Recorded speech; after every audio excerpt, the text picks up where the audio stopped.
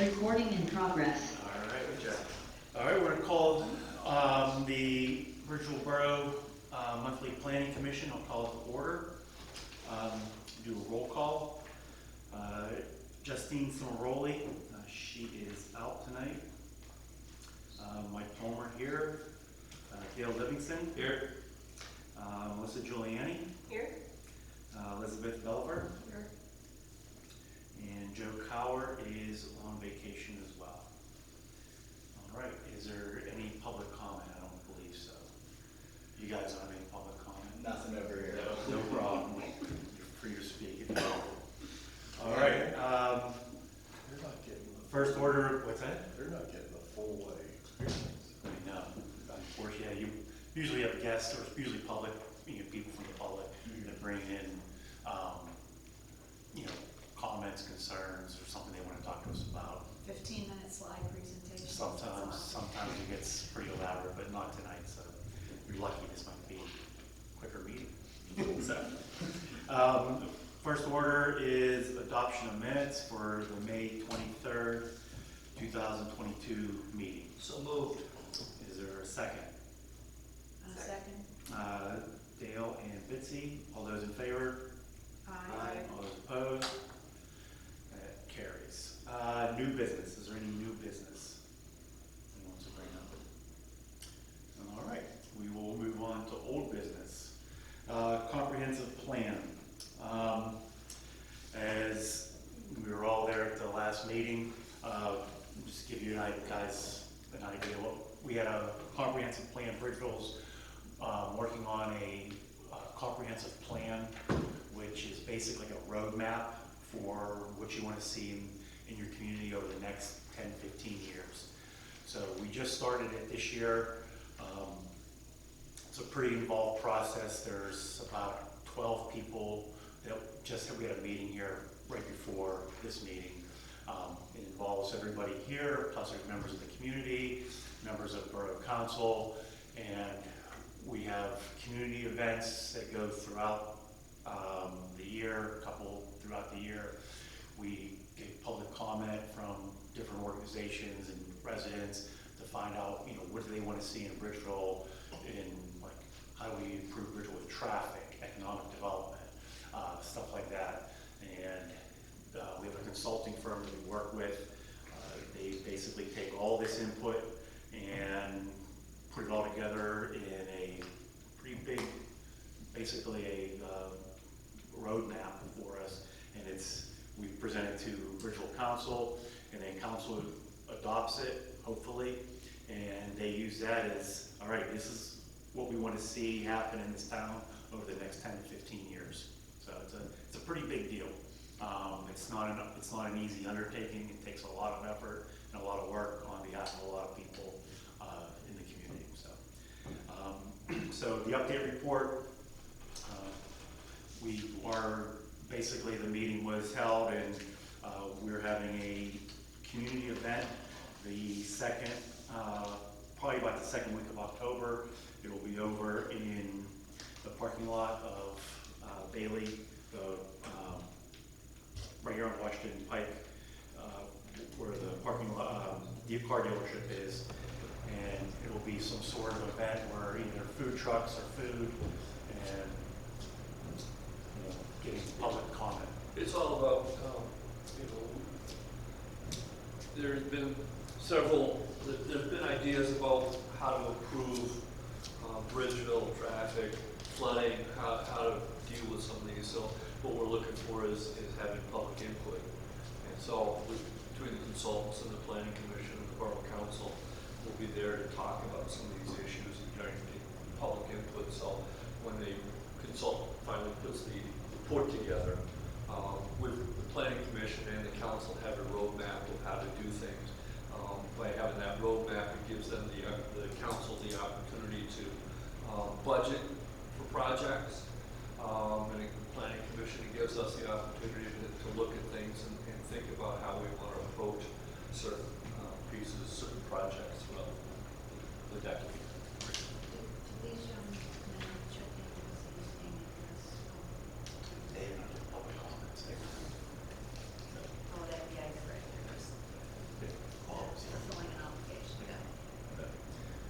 so that was the update for the comprehensive plan. Next item up on the agenda is old business, is residential off-street parking in front yards. This is something that we talked about a couple meetings ago, and it's been tabled, but I think Joe has gotten us some information on what some other communities, what their rules are and regulations. I know this is something that you've been talking to Joe Yes, about, yes. so I'm gonna turn this over to you. Well, what I'm gonna say is that, I think what we have to decide, because I think the communities that Joe has found, at least I've read through the bulk of the information that he got from these other communities. They have rules and regulations that we don't, and I believe they enforce them. And I think the thing that we have to talk about relative to off-street parking is there's a lot of, because there is so much on-street parking now, I know in our neighborhood, just this last 2 weeks ago, somebody had a ditch digger come in and tear up their front yard. The first time I walked by, what the heck are they doing there? And I thought maybe they had a septic problem or something. The second time I went by, I went, okay, this doesn't look like a septic. And the third time I went, to myself, I'm thinking, don't tell me they're gonna turn their whole, virtually the entire front yard into a parking lot. Sure enough, that is exactly what they did. The problem is, as I started walking around after that, I thought, you know what, half the properties in this area, in this 3 or 4 street area, have on-street parking, like, and the brand new house, what's the cat's name, the builder, Which house? the brand new house, the 3-story. Oh, the beach on the house, Morningside. Smokey's house, Yeah, baby gold. there is a tiny bit of grass, and the rest of it, while it looks nice, because it's all kind of cobblestone-y, it Right. still is not grass, it's cobblestone-y stuff He has intended for he parking. has a garage there on the first floor. Yeah, there's a two-car garage, and then he's got enough parking to have a wild party, and it's just like, but that's a brand new house. So I guess what I'm trying to say is, there's so much of it now, both new and old. I think the most important thing we have to decide is, what are we gonna do about the grandfathering issue? Like, well, you already have one there, Well, you're allowed to keep it? Yeah, you're not gonna, I don't think you're gonna get to the, I don't think, you can't go back and say, tear that out. You're not gonna, that's the horses out of the barn. But moving forward, so you don't wanna continue seeing this, you have to figure out how do you wanna present it to council to put something in, so that there is a, code on how you do it.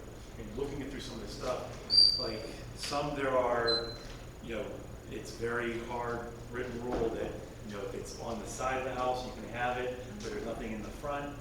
And then if there's a curb cut, you can only be so big, or it has to be per, it has to go in front of the zoning, they have to allow it. So where do we find something in between there, or we do a rule where it says, hey, if you can put a driveway that goes along the side of the house, which makes sense, or if it's in front of a garage door, which makes sense.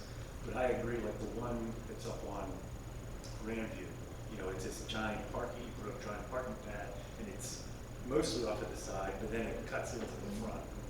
It's one thing if you've got a backyard that's accessible, and you've got a garage, but you drive around Bridgeville, especially some of the older neighborhoods. Right. The houses were constructed way back when there was one car, if there was a car at all. Yeah. And there's a lot of houses that they don't have backyards, or if they've got a backyard, it's not accessible. Right. So how do you, there needs to be a balance here. Exactly. Is what I'm looking at is because there are people that would like to get their car off the street, or want to be able to, move get their groceries from the car to the house without having to park 2 miles down the street or whatever. Can I Sure. get maybe a little pushback on that? You can give me all the pushback you want. So do I. all over the joint, hour, a couple hours every day. And I'm gonna tell you that 99.9% of every garage that I have seen where there's some kind of parking pad, when the garage door is open, is not empty like you could put a car in, it's filled with stuff. But they've at least got a driveway to that garage. There are, I can. Yeah, but they don't put their car there, they park their car on the street, which is because, and I don't, and again, I'm not assuming that they wanna leave the driveway available so they can get to their stuff more easily, but I believe that that's kind of part of the concept of like, I'm gonna park on the street because that's my house and I need to be able to get in there. Yeah, the issue that Joe's run into is that people are starting to put parking pads in their front yards. Correct. And so, you know. I don't think that people who are putting parking pads in their front yards are doing it because they don't have a garage. Right. I think when you see like the one that was down on my block on the run, that we had a picture of, I mean, the house was this rather small home, and they had to put a piece of gravel on the front yard because that was the only place they had a place to put a car. Right. You know, people who have a garage, you know, they might pull their car in front of the garage, or, you know, they're not the ones usually, you know, I have a garage, plus I'm gonna put a parking spot in front of my house. A lot of them. Well, but I mean, the ones that Joe, did permits for, I mean, all three of them, you know, didn't have an access to it for a drive. They didn't have a driveway. Correct. They Like didn't we have talked access to, about. they didn't have access to their backyard. So it was a matter of trying to get the vehicle off the street. Right. See, that's what But I I don't think. think I don't think those are the people we're trying to address. I think we're trying to address all the people that have just gotten used to, No, it's the people that, because there's not that many of them that Well, can't get. oh, yes, there is. So, Seriously? seriously. So would that be something that, Dale, would that be something where you put a, you know, something on the book that says, hey, this is how we want driveways and parking pads to be. And if you can't meet these rules, you have to go, if you want to put a pad in, you have to go to zoning to get a variance. Right. Because for as many as there are, it wouldn't be, you know, that way you have something on the books that would prevent somebody just to go and doing whatever they want. Right. But then, if there is something where it's case by case, that you have to get a variance to do it, and it'd be looked at. Yeah. Is this something is there a need here? Is there something, how is this gonna impact the neighborhood? Right. Is it gonna be a Yeah. detriment? Is Hey, it gonna be? Somebody some- that way somebody goes and, hey, look, I wanna put a pad in my house. You have a garage in the backyard, you have a pad park, you already have a parking pad. No, you don't get to do that. Well, I think it's, part of it's nipping more and more of this stuff in the bud. Mm-hmm, yeah, Because again, that's just, I was actually shocked. I was shocked to see it, although again, as I look around the neighborhood, I realized how many people don't park Mhm. in their garage, which again, to me, and I really, there's a part of me that thinks I'm gonna go do a survey while I'm walking around. Have you looked at walk past these places? I have, Because, you know, three of them, I mean, they have no access to the well, backyard. Grandview, there's, yeah, the Granby one's huge. Like, Yeah. Grandview see, I like on what the they do, agenda. I like what Granby has, you know, limits the use of parking in front yard to a certain percentage, and limits the size of curb cuts. Yeah. Curb cuts. Yeah. All curb cuts are approved on a case-by-case basis by council vote. Would that be, and here it would go to zoning, and then it would be go to council. well, I mean, I'm gonna say that's not my favorite one, but that's a good one, because at least to me, that would stop Right. the kind of thing that just happened in our neighborhood, which is just like, seriously. No, You now I have agree. gravel in your entire front of your house, and you have a garage. Yeah. Yeah, I agree with you. Yeah, I think there's, you know, I think that we give the enforcement officer something to rest his book on and be able to at least take it on a case by case. Yeah. I mean, the ability to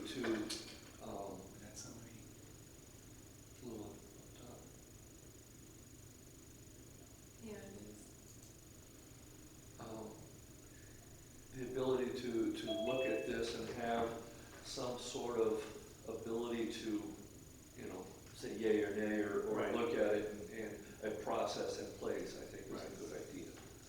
I guess at the end of the day, that was my biggest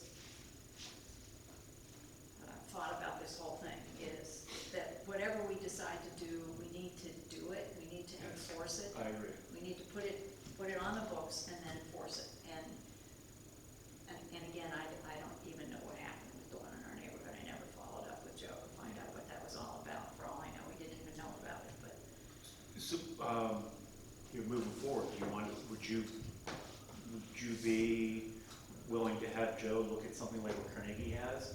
Something that's on the books that says, hey, this is how we want our parking, and if you want to change, if you're going to say, hey, I need to have something different, you have to present it and have zoning look at it. Well, again, Carnegie was, I apologize, there was one of them that was a little bit more hard-nosed, but Carnegie was fine because at least it's a step in the direction of Right.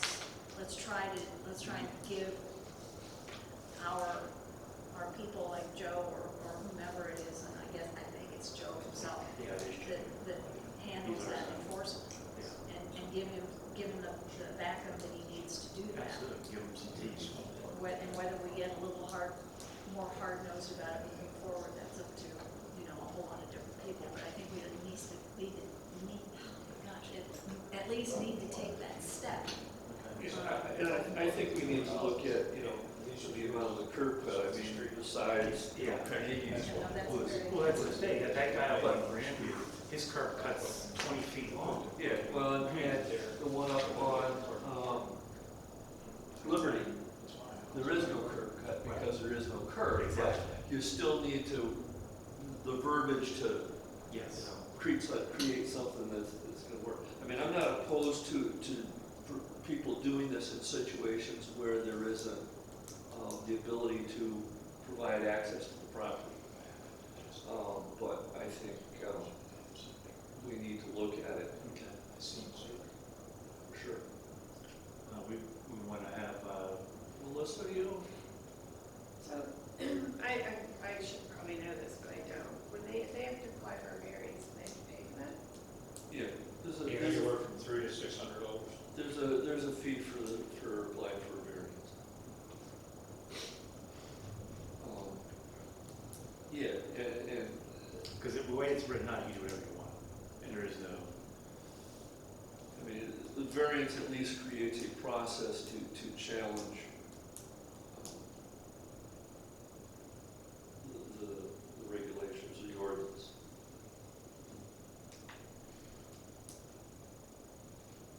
I didn't realize the fee for the ordinance for variance is that high. Wow, Yeah. that's expensive. I paid $600 15, 20 years ago. Wow. Yeah, I think it's, in other places, it's higher. It's a lot less than other places too. Well, yeah. I mean, I paid $50 for variance. You have to have your zoning board meet, and then you have to have your attorney there. You have to have an actual meeting. It's not, it has to go through the process and they have to approve or disapprove it. Right. So, and some of them you have to have a stenographer to copy the minutes too, so. wow. So we can make a suggestion to have council look at something like Carnegie, but they'll have to, obviously, it will be in their hands to. Yeah. So, if we, and they might say, hey, look, we want to make it harder than what they're doing in Carnegie. So,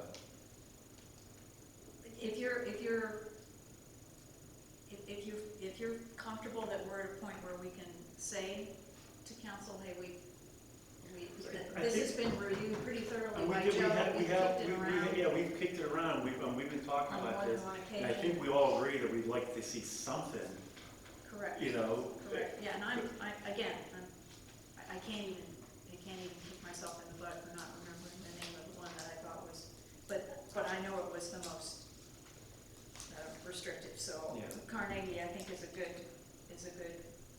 if not final point, certainly a good step, and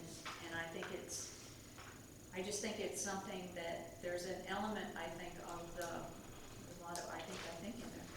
an element of individual and greater good. Mhm. No, and it's like, well, I want that there, okay, but Well, it's there are your- other people to be considered in your Right. neighborhood and your community. Yeah, but on the other hand, I mean, it's, right to the property owner. You know, it's my property. There's all kinds of rules and regulations, having just built a house in Bridgeville recently, that I'm the property owner, but I can't just throw something down on that property. I gotta be part of the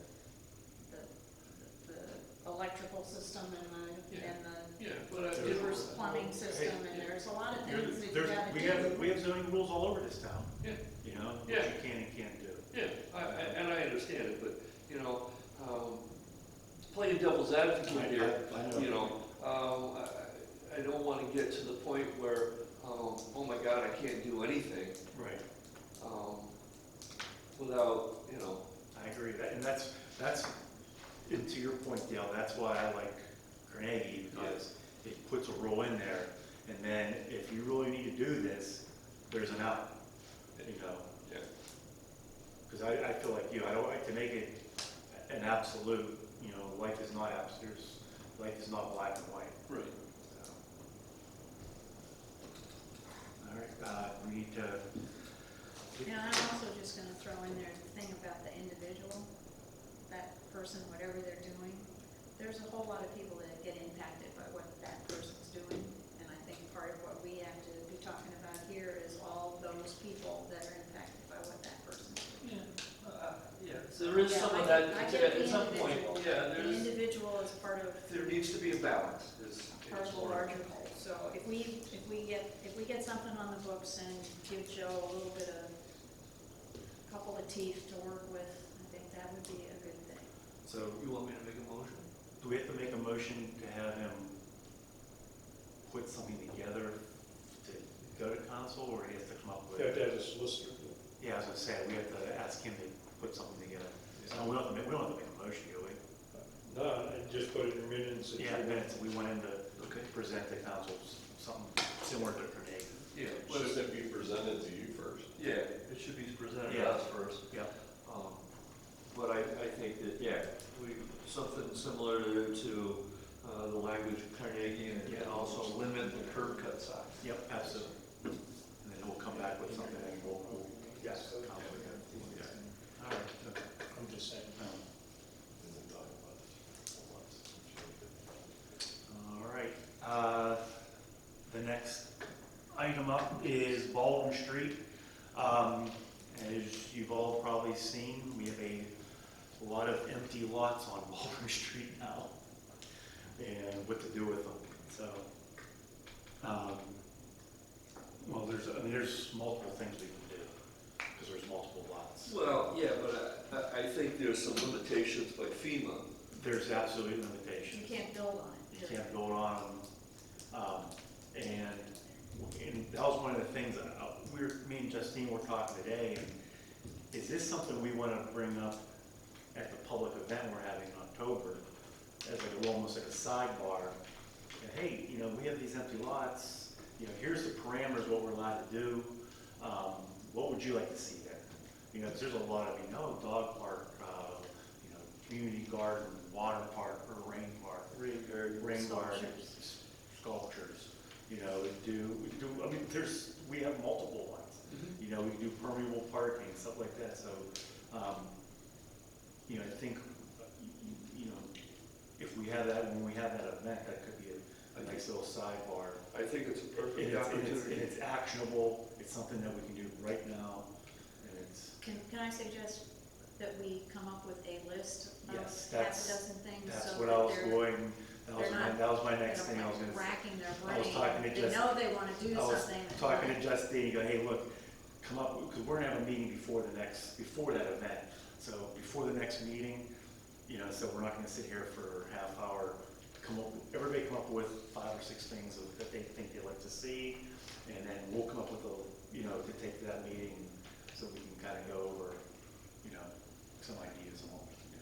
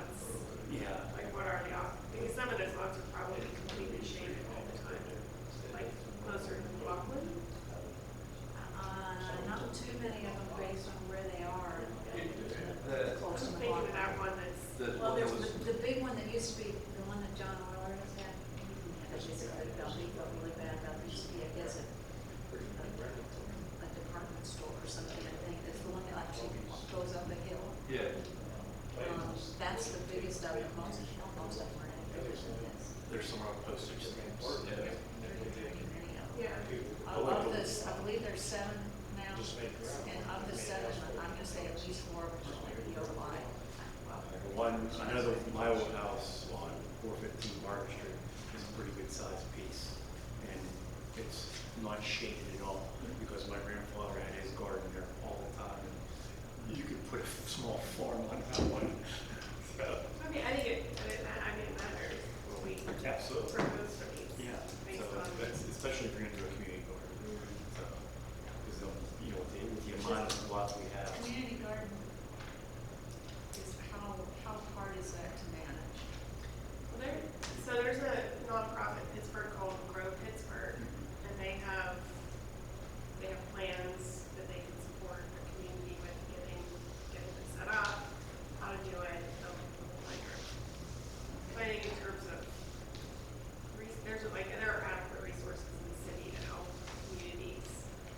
Do you have any information or feedback on how you prevent that from becoming an eyesore? A community garden, if it gets overrun with weeds and crap, because that sort of defeats the purpose. Right. Well, you have to have I would think you have a committee and people who are going to be in charge of it.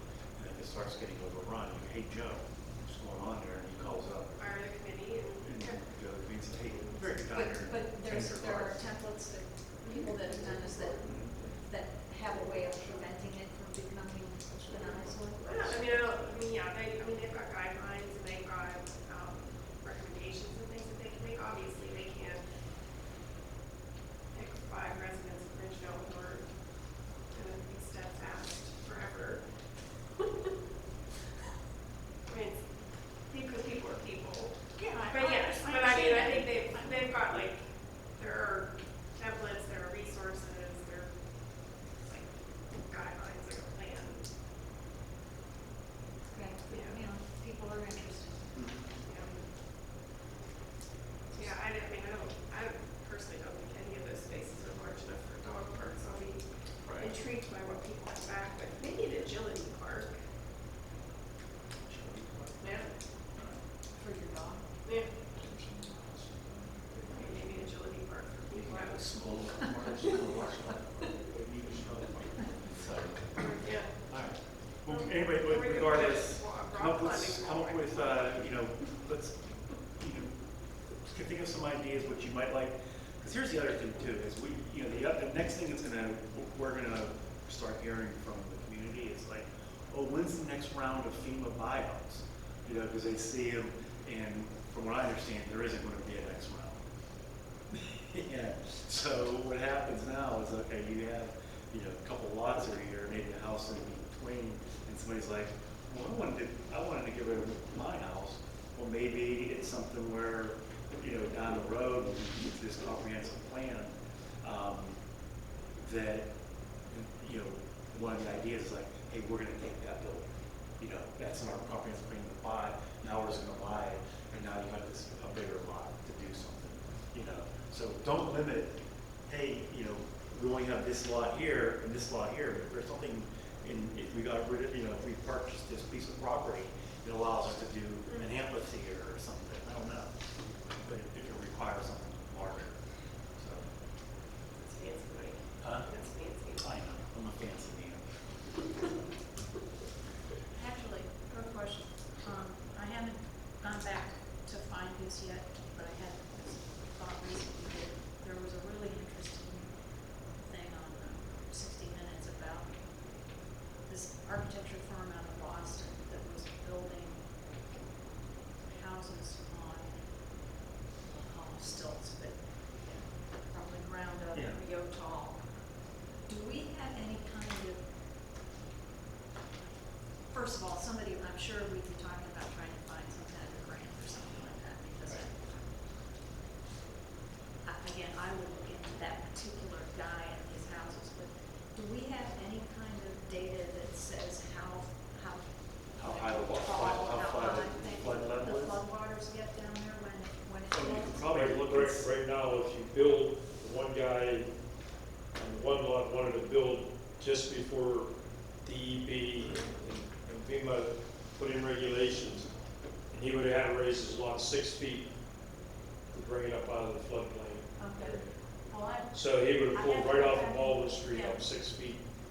I'd have to go back and, I will go back and find this, because I thought they were really fastening the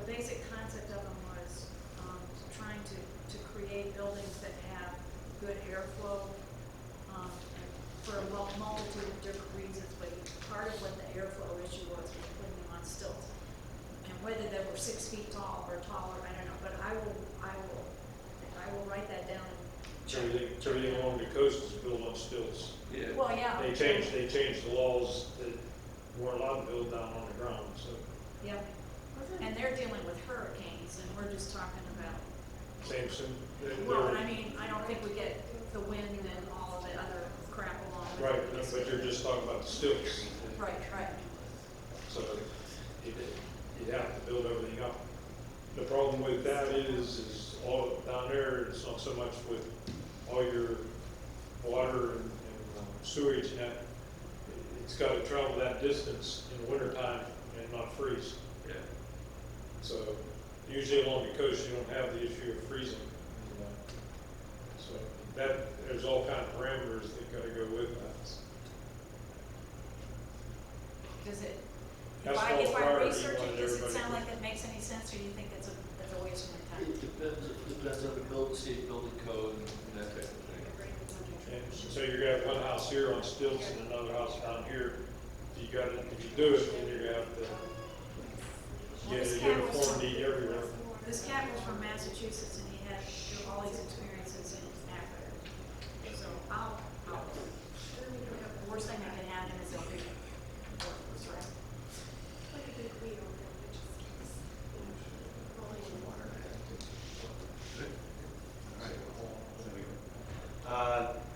Next item is. Sorry. I'm done. Okay. So, are you guys gonna let Brandon know that we're gonna add yet another thing to the? Okay. I don't think, it doesn't, I mean, it's part of, I mean, it's all tied together, so. Okay, active transportation plan projects. Okay, we did our active transportation plan, and there's, Was it adopted by the council? yes, yeah. Okay, have we got a copy of it? Final copy? I think it's a final, I don't think they changed it, did they? Yeah, they changed They it. didn't make any Yeah, but corrections? nothing was changed. Yeah, Made It was- correct, Just as you guys presented it. yeah, it's this one right here. So it's the one that Joey emailed last week for the, Okay. so. Is there, I mean, we don't have to come up with everything, obviously, you know. There's a lot of different things on the plan. Some are long-term, some are short-term. Anything that, you know, as far as recommendations for, particularly the low-hanging fruit. Yeah, I'll be honest with you, I have not seen did not see the Okay, fair enough. final version. I mean, it's, I think we should take a look at it. Maybe So- at the next meeting, sit down and So- review it and start prioritizing stuff. So we have 2 homework assignments now. The lots, come up with a couple, few ideas what we'd like to see, which, so we can have them for the event, and then the active transportation, like what would you like to see implemented, short-term, long-term? Because there are some short-term, like what do you think are the most important? I think maybe we should take a look at each of those and prioritize, short-term projects, medium-term projects, long-term projects, and if everybody sits down and puts those ideas on paper, we bring them in and sit down and talk about them, it'll be a little easier, and we can have a fruitful discussion and start making some decisions and moving on. Give the council something to do, once we start making decisions. And what's nice is they do have the chart where it has, project description, difficulty, how much money, is it $2 signs or $4 signs or $1 sign? As Joe would ask you, find the money. Yeah. Well, This And what's way. nice is the dollar signs do have a little number value attached, like $1 sign is less than $100,000. That doesn't seem But cheap. it's all about looking at this stuff. I'm not gonna. Exactly, you have to have that plan to present. Yeah, I'm not gonna here's bitch what about we wanna these guys do, again. how do we do it, and how long, But how long do we. this isn't, It might be a this isn't a 5-year number plan, that you can work with. and then you have the 5 years to $0 it's try gonna to be come one up of with the those money. in there I know. somewhere. That's what I said, was there That's is there a what no we're dollar just coming sign? out of the last I mean, 10 years, I just 15 I years just of thought planning, that those folks to, and just did a. money was cheap, so we were able to do a lot of stuff. Well, what's nice Now we're about, just gonna pay for it. They started out with 0, they didn't Right. even give us a number, and then they gave us these, that's ridiculous. you know, and as far as what, you know, what they gave us, and if you're happy with, I mean, a lot of stuff you could probably look at and say, yeah, well, we knew that, you know. Yeah. Look at it, I look at the active transportation plan as, you know, it's something, it's a workable, it's one of those things where, just like anything else, when Joe goes to ask for money, it shows that we did our homework. Do you want us to rank order these? Well, I mean, our personal, yeah, sure, Yeah. yeah, absolutely, and it's on, it said there's projects on here, we can rank them, what you'd like to see. But this is, again, when we do a study like this, it's so when Joe and council goes to get money, it shows that they did their homework, and it wasn't, we're just pulling this out of thin air saying, hey, we want, you know, $500,000 to a project. Well, why? You know, well, we did the study, it shows that we, you know, we did our homework. And then this is, like I said, this is a nice exercise, because what we're doing now is basically this, but with everything else in town, so. Well, and, I mean, we can start with this, but we're gonna have to, at some point in time, you know, incorporate stuff from the comprehensive. Absolutely. So, I mean, it's, Yes. The mayor. I think, you know, it's a good opportunity to at least start looking at stuff, and then we can add it in with the comp plan when that finally gets. Absolutely. I mean, we probably are gonna just hold to the side anything that's in like Chartier Street corridor, Yes. right? Well, obviously, because that's gonna be redone anyway. And see what we get out of it from I mean, the one thing that we need to really start thinking about is that, and I don't know where we are in the process, is that Bower Hill Bridge. Yeah, that's in the county. Absolutely, yeah, there's a lot of things, like I said, she mentioned Chartier Street, which that's gonna be redone, there's gonna be a whole sidewalk going from Main Street all the way up to Bank, Nice. and, are they gonna tear down houses or no, borrow the Chartier side lawn of houses? they're, like, my mom she lives on a corner of Chartiers and Orchard, so she's like, when they first started talking, she's anxious as it is. You know, she was all nervous, but looking at it, she might lose a little bit, and then they're gonna put nice curb cuts in to make their, because if you pull out on like Gregg or Orchard, it's a pretty sharp 90-degree. You kind of gotta like swing out a little bit, so they're gonna make it actually a little nicer radius. So you'll lose a corner a little bit, but it doesn't look like she's gonna lose too much of her yard. So how are they gonna make it 4 lanes? Well, they're gonna put a wall, right, on the other side? Well, they're not making it 3 lanes until down. Yeah, three Or lanes. do we? That's I below. didn't see anything about changing lanes. Yeah. No, the 3 lanes you're talking about is in front of Rite Aid. Oh, well, that one's already in progress. Yeah, that's, so you know, you go across. I thought they were gonna try and. No, keep no, the third when you lane. go, if you're going down Chartiers and you cross the railroad tracks, then it's 3 lanes. From there up, it's just 2 lanes. They want to put a proper shoulder in Yes. You know, and widen And the driving lanes to what they should should be, and the sidewalks to what Yeah, they should be. sidewalks, yeah.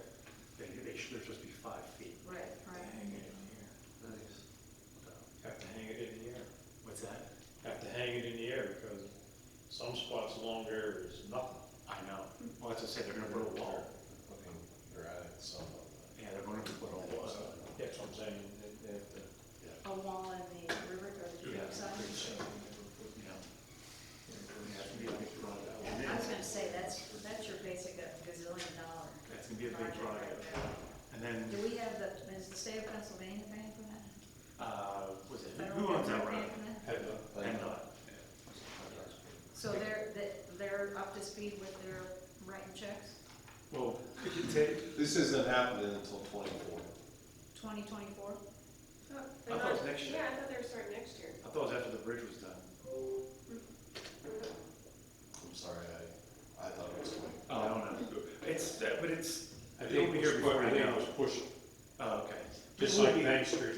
it will Bank be Street was happening supposed to be, soon. but they're gonna do that next year. Yeah. And to give you a little history of why, so a couple years ago, remember when all the landslides in Pittsburgh? For sure. Roads were falling in? Well, when that started happening, Bridgeville called up PennDOT and said, hey, you may want to check Chartier Street because we're a little nervous. You've seen all these landslides and this road is right on the hillside. So they came out and they did core drilling Yeah. all along Chartier Street. And we're like, hey, what'd you find? Like, oh, we're doing the assessment. And then they came back and said, yeah, we need to replace this road a lot sooner than we expected. So there's definitely an issue, and it got bumped up pretty hard quick on their what's they called not their whip, but their tip. Their tip. Yeah, tipless. Their tip list. Shameful part is they never ran, not talked about it for years, is running it straight where Aldi's is. Yeah.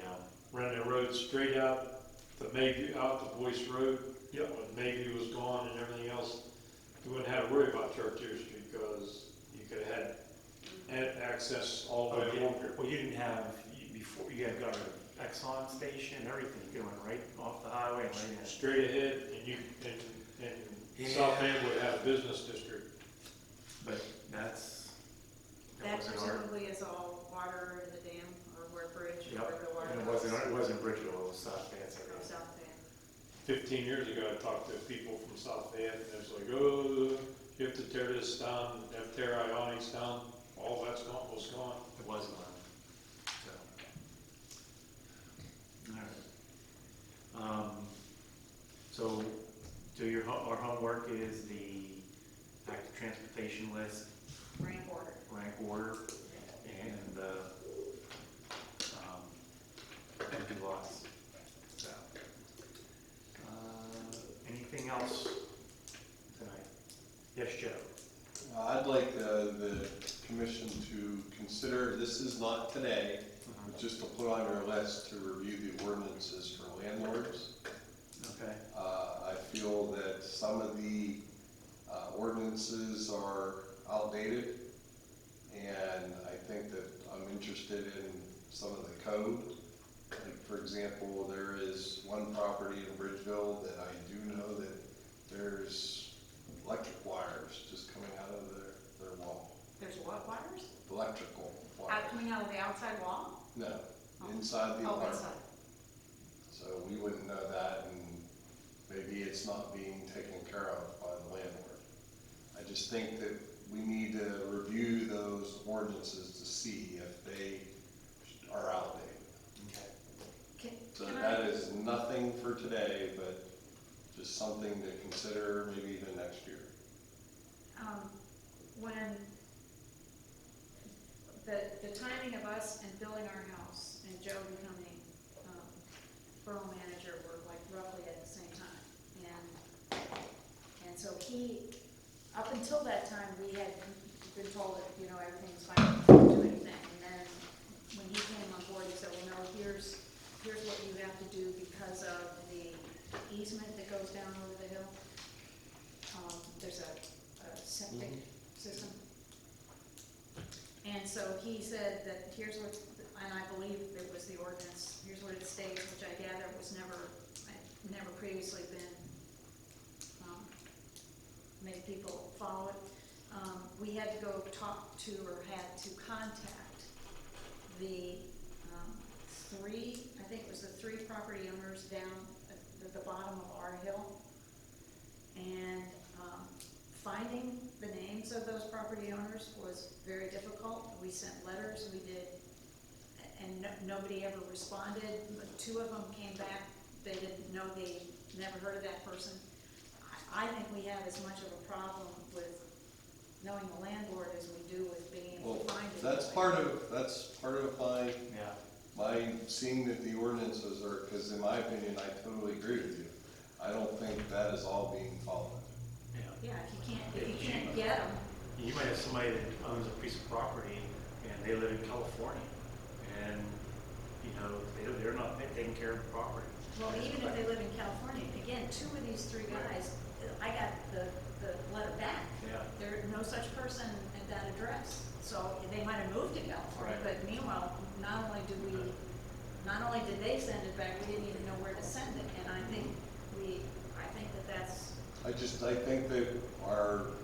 ordinances are outdated for landlord.